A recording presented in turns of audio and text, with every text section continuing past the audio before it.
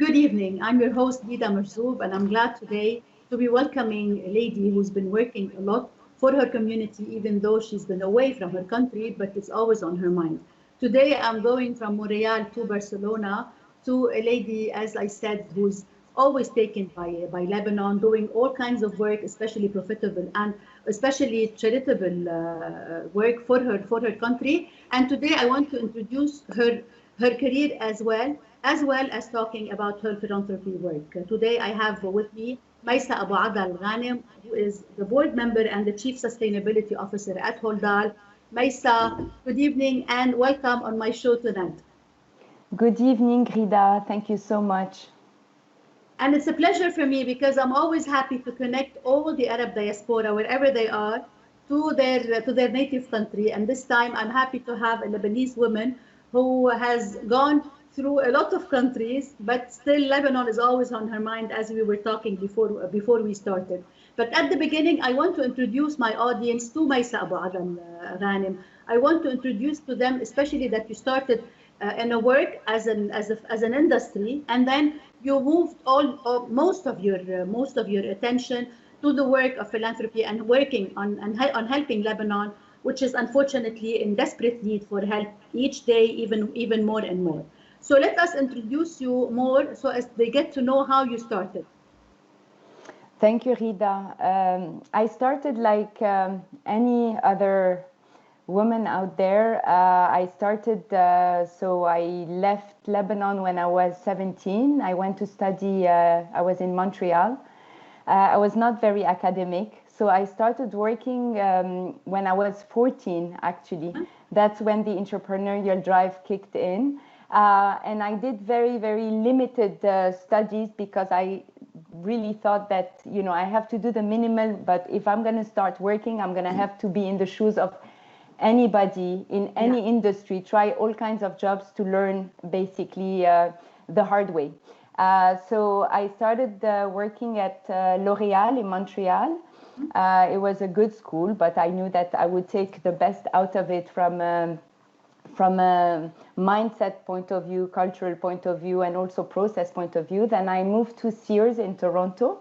And that was a very interesting experience because I was working in Scarborough and I was very young. I was in a department store, so it taught me a lot of things about really how do you really put yourself in the shoes of a sales associate, a brand ambassador. How do you really motivate a team? I was 20 or 21 back then, and it was a difficult area that needed a lot of guts, right? And this is where we realized that Lebanese have a lot of guts, a drive. And then I moved to France and I joined LVMH, Kenzo Parfum. And now it was really the best times because I used to be based in Paris, but I would cover 65 countries between Europe and Africa and the Middle East. So it allowed me to discover so many different countries and cultures, etc.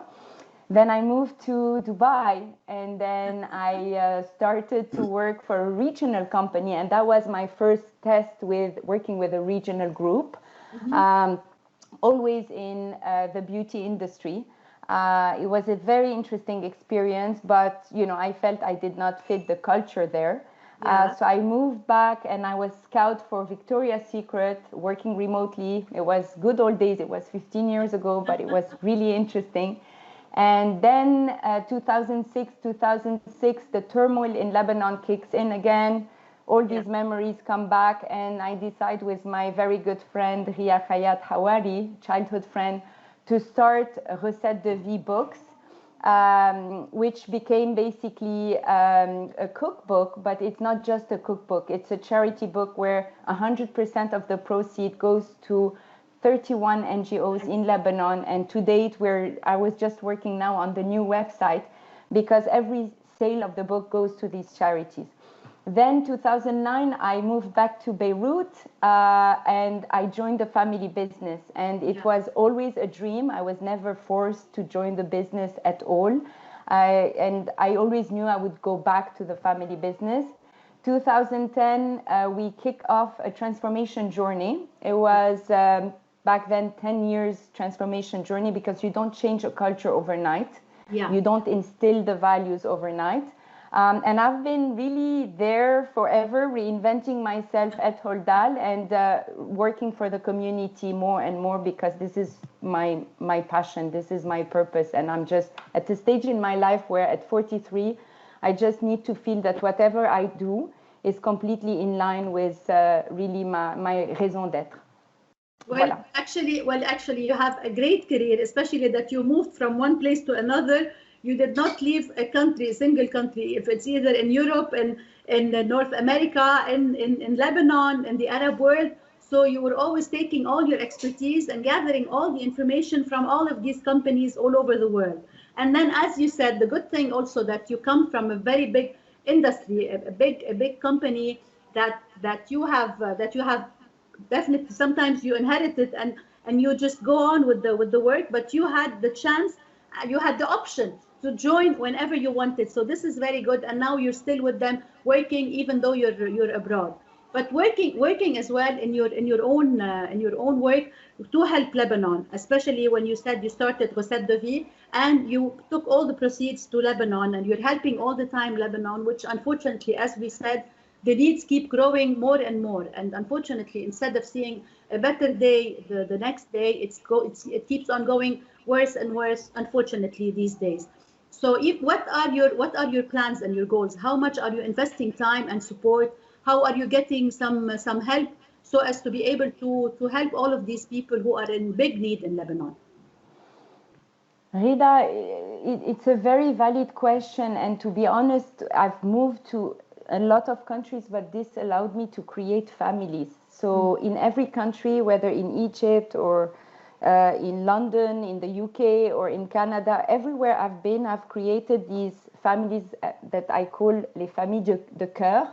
So they're adopted families, which actually creates really, not only it gives you and it gives my three children this citizenship of humanity that is much needed, I think, in terms of tolerance, in terms of openness, in terms of diversity, in terms of inclusion, in terms of putting yourself in the shoes of anybody that you're with, right? Yes. But yes. it also allowed me to really take the pulse, and I learned a lot to navigate. And you know, there is one thing we discuss a lot with the team in Lebanon. Sometimes they tell me, how do you know what's happening in Lebanon before us? And they're on the ground.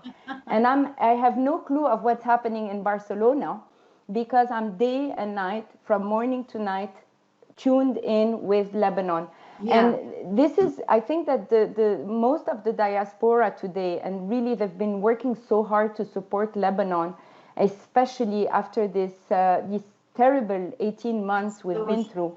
This is where your drive kicks in. This is where the courage kicks in. This is where the rallying forces kicks in. And with all the people that trust you, whatever you call for action, they usually, because you have built trust and unity, they usually follow. And they've been so supportive. So to tell you that I have been having a work-life balance in the past 18 months, not at all. I would be lying to you. My kids are here. I ask them just to stay calm because I'm alone with them, and they haven't seen me much in the past 18 months because they know that I have so much anger, and we're grieving also, Ghida. Exactly.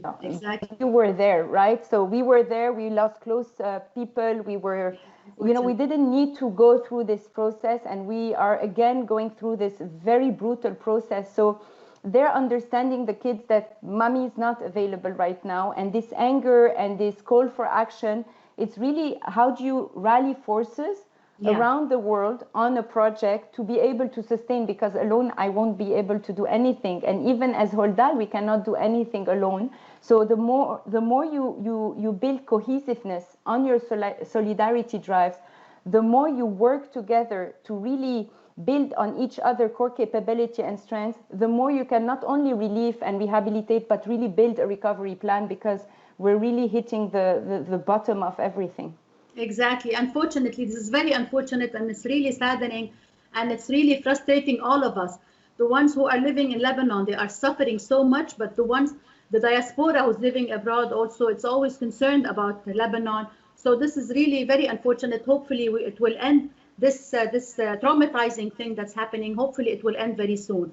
But now, if we talk about March, it's in itself, I always call it the month of the woman. Although, as we were talking right before we started, every single day during the year should be the day of the woman. But in March in particular, since on the 8th is the International Women's Day, on the 21st is the Mother's Day. So always, as a woman also working in this situation, these difficult situations, or also having 3 children with you, moving all around, this by itself is definitely very difficult, because sometimes when you move from one country to another, if you are by yourself already, it's difficult. So if you are with 3 children, definitely it's a much bigger challenge.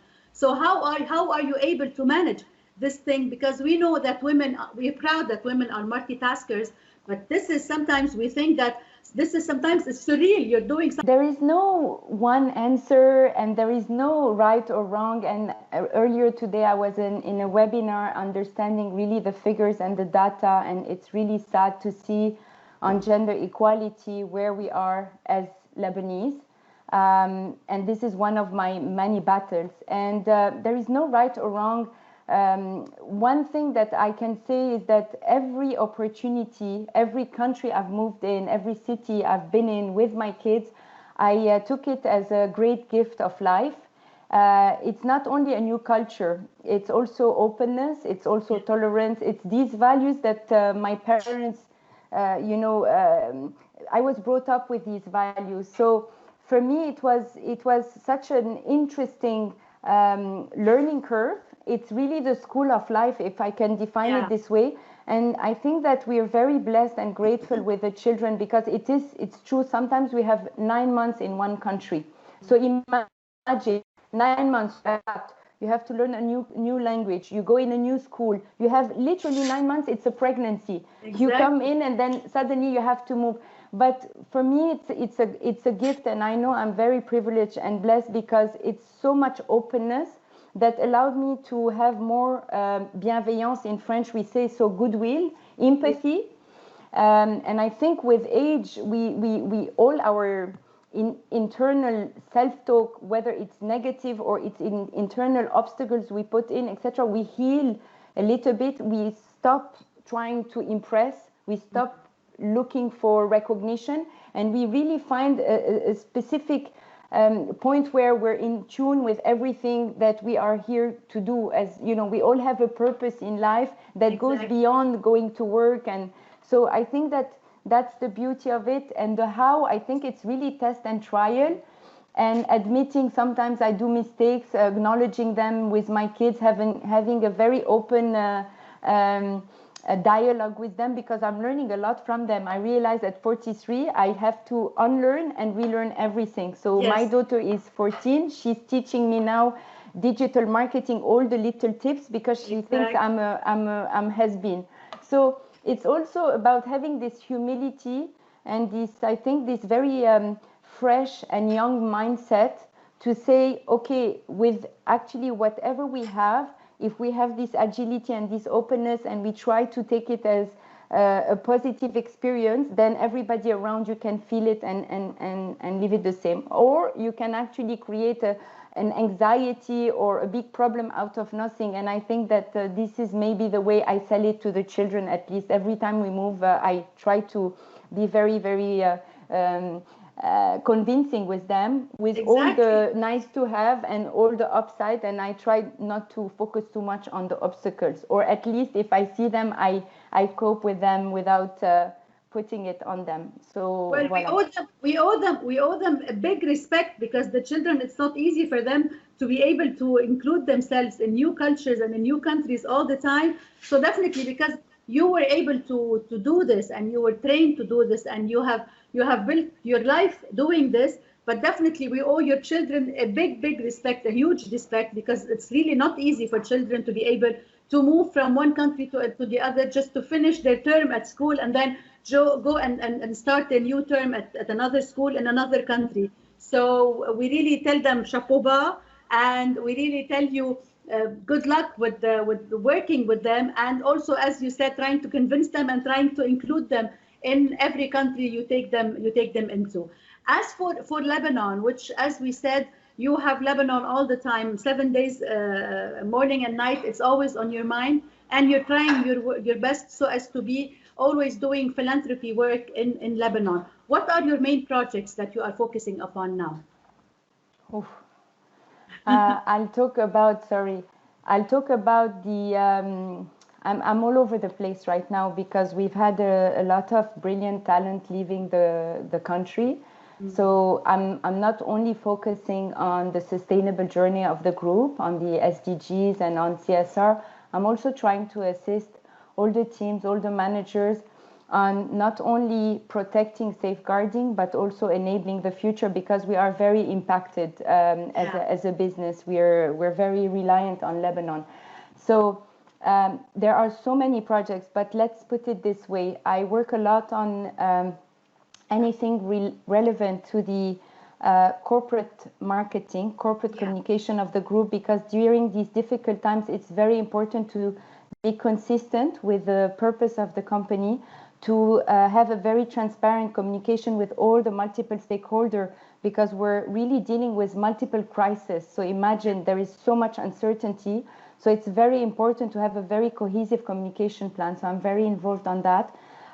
Very involved on all the new concepts, which hopefully will allow us and all the community who have been trusting us and sacrificing with us, because we're all sacrificing, to build the future, because we know that the current cannot continue. It's not sustainable. And finally, my big baby, it's the SDG agenda of the group and all the philanthropy of the group, namely focusing on saving lives, quality education, community empowerment, and sustainable development and environment. So on these 4 pillars, with 5 SDGs that we have and a task force of volunteers that are amazing in Adal, what we do is we build coalitions. So we have amongst 75 NGOs and social initiatives from the civil society that we support year after year. The difference this year, to be very, very honest with you, is that it just created a multiplier effect, because you know more than anybody else what we've had to rebuild. So it's not just your community. It's not the houses only of the people that are around you. It's really all the people that are. So as much as we can, we're trying to rally forces on these big pillars with the local partners. So based on their expertise, their core competency, etc. And there are 75. And also reaching out to the international community, to our partners, the multinationals who have been so supportive so far. And until today, we're still receiving all the basic need products that we are reallocating to more than 40,000 families via the NGOs that we trust, that we work with, etc. So it's a never-ending process. And I was telling you 7 days a week, because on the weekend, we work with another company on with the youth. So we have these 8 to 12 years old, and this year we started this program 5 years ago. It's called Abtal al-Bi'a, and we always organize a camp with the partners. And this year we did not want to disappoint the children, because they've been homeschooling for a year and a half, these kids in Lebanon. So we decided to do online programs.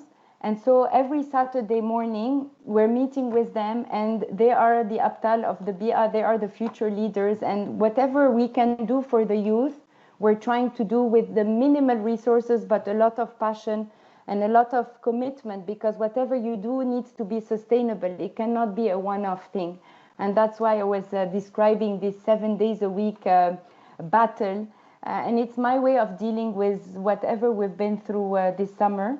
And at some point I'm going to contain myself, but now there is too much anger, so I'm trying to channel it to do something really to make a difference, not alone, with all the people that are also, you know, holding my hand. And there are a lot of women that are standing by our side, and we're working together. And I think that Lebanon will, if we talk about a new Lebanon, the only way forward is really a new social contract, and there is this cohesiveness that needs to operate, whereby we all join forces. It's no longer about 2 or 3 that work for this industry, or 2 or 3. It's really everybody needs to be part of a bigger national solution, starting with the most urgent needs, and then talking about capacity building, recovery, etc. Exactly, and especially that now that you're doing this project, as you said, with the youth, talking about the environment, which is something very excellent, which something is excellent, because you're giving them more information about the environment, which needs to be protected. Unfortunately, also in Lebanon, this is a topic that is suffering a lot, especially in the past few years, and now we need this future generation, because we're relying a lot on this future generation. We really feel that this generation will really lead Lebanon to a better future, and this is what we're really hoping for. But also, if we want to talk about the diaspora, the Lebanese diaspora, especially living abroad, they have a lot of people are still connected to Lebanon, and they still feel, as you and I, we still feel anger, and we still feel what's happening. It drives us crazy, and we feel as if we want to do something on the ground, and we really angry all the time. But unfortunately, a lot of the other diaspora is really, it got disconnected completely, or they are still half connected, half disconnected, but they lost all trust in Lebanon, all trust completely. But they still trust only few NGOs whom they still trust that they can give them their funds so as to be able to help the Lebanese people by themselves. So what do you say to this Lebanese diaspora living abroad? As you said, Ghida, it's a very important point. But today, just going back to your question, we're doing capacity building for all the micro-entrepreneurs in the areas that were really hit hard by the blast. So everything we do today that is new on top this year versus what we've been sustaining in the past 10 years consistently is thanks to the diaspora. I'll tell you why, because today, if you want, in terms of actors of change in Lebanon, even if you have opacity in the data and it's chaos and it requires more cohesiveness, you know who are the backbones on each of the pillars, okay? So you know where you're going to join forces, but it's thanks to the diaspora that all the funds were able to actually arrive in Lebanon. So if you think about Impact Lebanon, and if you think about LIFE, and if you think about SEAL, and if you think about Jobs for Lebanon, all these are initiatives of the Lebanese diaspora that are fueling in, and they are redirecting their efforts in a very, very, very disciplined approach to the local actors of change, and that's the beauty. Now, yes, there is a part of the Lebanese diaspora, because they say usually that we're around 10 to 14 million. But if we're talking about the third generation that went to South America, decades ago. A long time ago, definitely they got disconnected. It's very difficult to consider them. We need to reconnect them, but these are not going to be the first frontliners.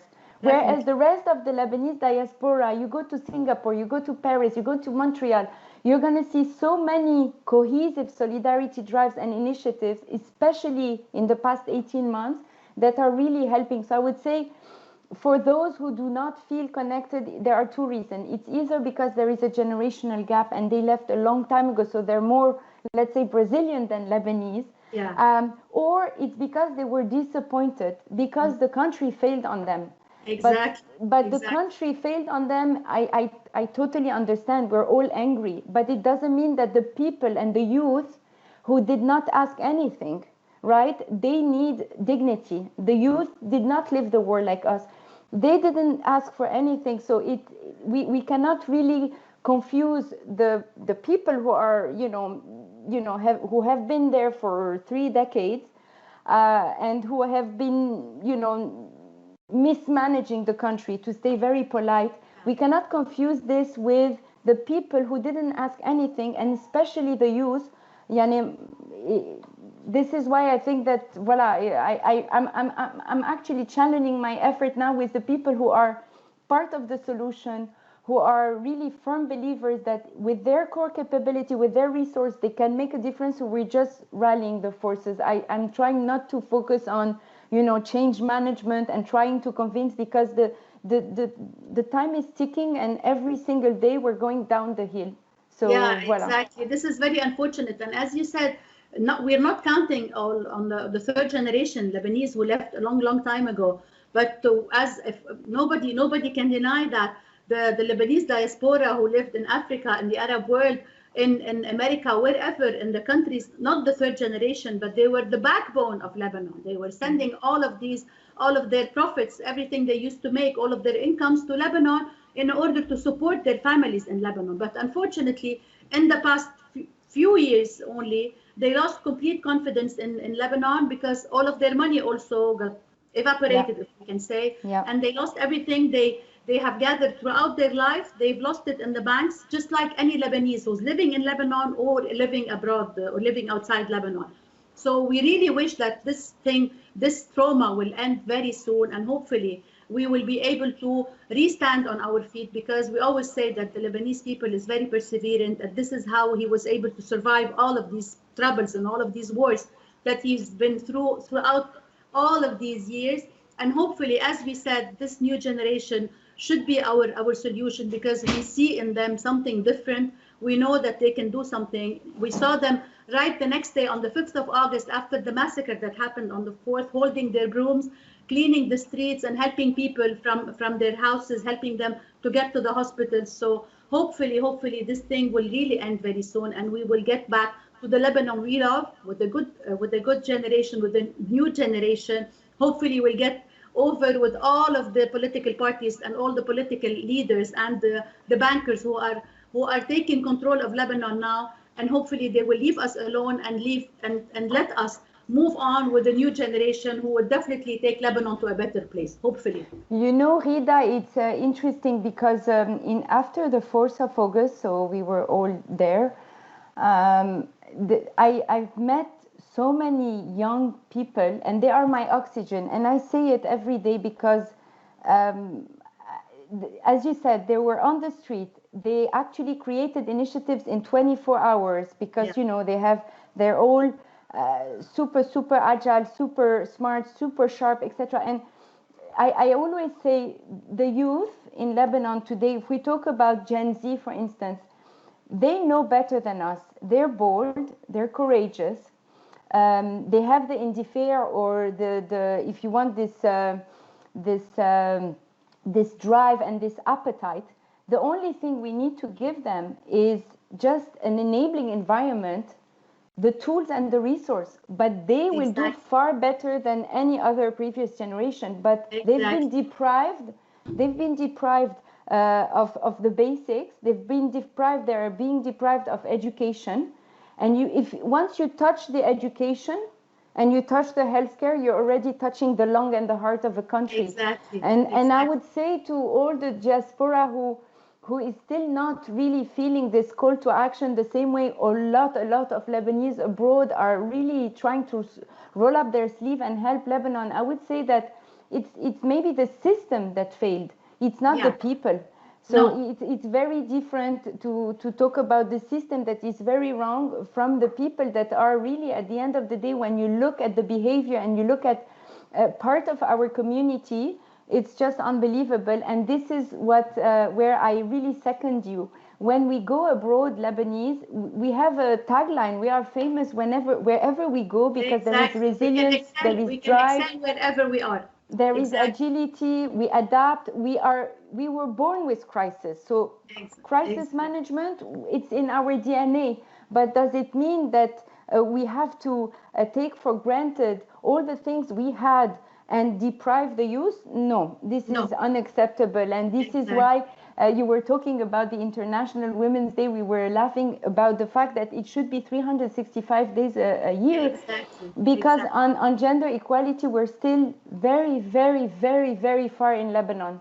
And definitely, I would love to pay tribute also through you to all the NGOs who are working hard night and day in Lebanon, so as to be able to help all of the unprivileged people and all of the people who were affected by the massacre that happened on 4th of August. And I'm a proud ambassador also of one of them, which is Nusanid NGO, and also the We Do NGO as well. I'm a proud ambassador of them. So also I wish all the NGOs all the luck. And thank you so much for being with us, Maissa, today. Thank you, and good luck for everything.